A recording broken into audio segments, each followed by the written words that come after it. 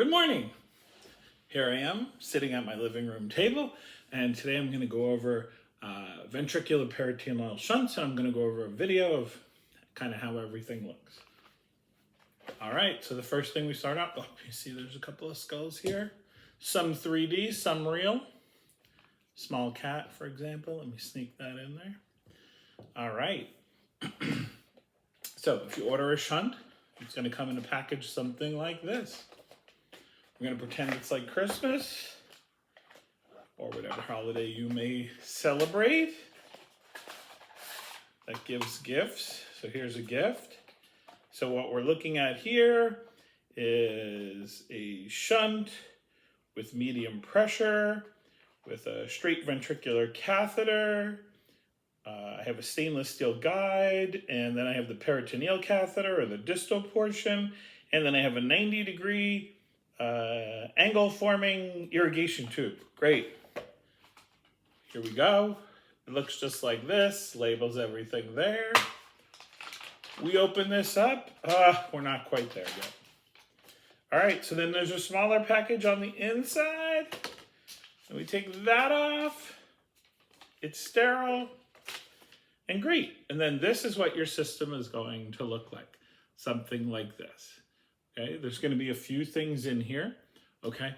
And one of the first things that kind of jump out to you that looks a little different here, okay, this little guy, this is your primer, okay? So you attach a 3cc syringe to it, right? And look, you're going to prime. Now, sometimes these primers, the primers that come with the kit, they're going to be plastic. Okay. Other times you're going to get primers that look like this. Okay. You could get a primer that looks metallic. Same thing. Ready? Watch. Oh. All right. And I'll show you how that works later when we get to the priming of things. For right now, we'll put back on the plastic one. There we go. All right. And then what are the components that we have in here? Okay. Well, the most important one is the valve. And let me stress, I don't actually open this up at this point. I open this up when I'm close to putting this in, okay? After I've done everything, after I've done the skull exposure, after I've drilled my holes and I know what those are going to look like. So I don't open these up because remember, contamination, okay, could be a high factor. Remember, as high in people as these get contaminated 5 to 10% of the time. That's way too much. So leave everything packed away till the last minute that you need it. Once you lift this little guy away, there's going to be a little valve in here. See, there's my cute little valve right there. There we go. And look, it's a medium system. And here's the best part. See, there's an arrow there. And what does the arrow say? Well, the arrow is the flow of CSF. So you want it to go basically from the cranium to the abdomen. So when you set this up, you want to make sure that the shunt goes in that direction. Okay. Now, just going to show you here on this skull over here, how that would look. Okay. There's a skull. There's the system. Let me get my big blocky fingers out of the way. There you go. And you can see the little arrow going caudally. We're going to put that back for now. Okay. What else is in this treasure chest? Ooh, this portion's really long, okay? Well, fairly long. I mean, this is going to take care of any small dog, of any medium dog, but like imagine if you had a dog that was really big, okay? So this one I believe is, let's see what that, 90 centimeters, okay? So this is almost a meter. But if you had a really big dog, right? Like a Rhodesian Ridgeback, you might want more than this for your distal portion. But classically, they come in different lengths, but this is the distal portion that would go into the peritoneal cavity. We'll put that back over here. And then finally, what is the last portion? Well, this is the ventricular part, okay? And if you look really close, and I get you up there, and you look at the end, you can see there's a lot of little fenestration holes in there. That's great. And you can see that that end also looks a little differently. You can also tell that there's this part. What's that? That's your little elbow. okay, that lets you set it in at 90 degrees. And then you'll also notice that every 10 millimeters, there's a marking, a black marking, to tell you how deep you go. So here we go, and I'm going to measure, and I'm going to look, and I'm going to say, okay, how long? Well, the fenestrations themselves, okay, for this specific catheter are 20 millimeters, okay? So that would mean it would have to go in at least 20 millimeters. Now, that's going to be fine for every big dog. It might even be fine for most small dogs.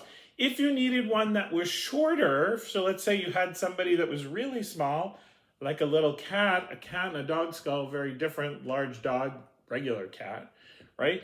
You might need a different size fenestration portion here at the end. But let's just say, ooh, and then here, this little elbow slides. Well, maybe it's not sliding so easily for me right now, but there we go.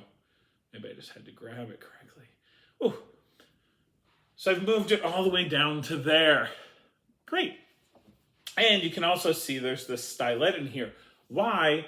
Well, because when you look at silicone by itself, here's what silicone does. Ready? Oop. It's limp. Okay? That's not what you want. Okay? When you're going through the dura and then through whatever little cortex you have there, you need something that's straight, something that you can push through. Usually there's very little cortex, very little resistance that happens there. So pushing this through is very fine.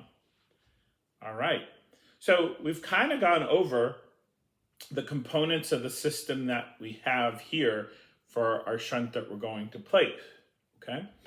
Now, there are some other things that you need to do. Well, first of all, this needs to go into the skull, okay? And the attachment, which is going to be this elbow to the skull, is what's going to let you turn this and put it in at a 90-degree angle, okay? Going to hold one up so you can see it a little easier, and it's an example, and it's blue. See that? You put the little elbow on there, and then it goes in at 90 degrees. Okay, so yeah, you could put that in into 90 degrees, but you also need to drill a hole in the skull to pull it through. So when you drill that hole through the skull, you're going to look at this tubing, and you're going to say, this tubing, oh, I want it to be really tight, but then you got to take the elbow into consideration. And I'm going to say this, you have to actually make the hole bigger than you think. So the hole that you're drilling through the skull is actually bigger than you think that it needs to be, okay? So for a little tubing like this, okay, little tubing like that, you're probably going to make a hole that looks that size. Huh. That's interesting. Well, because you have to take the elbow into consideration when you place that in there, okay? So I'm going to use this blue one as an example, just so that it's easier for you to see. And I'm going to lay it down on this skull. Once I've drilled that hole, like this is what I'm preparing to do.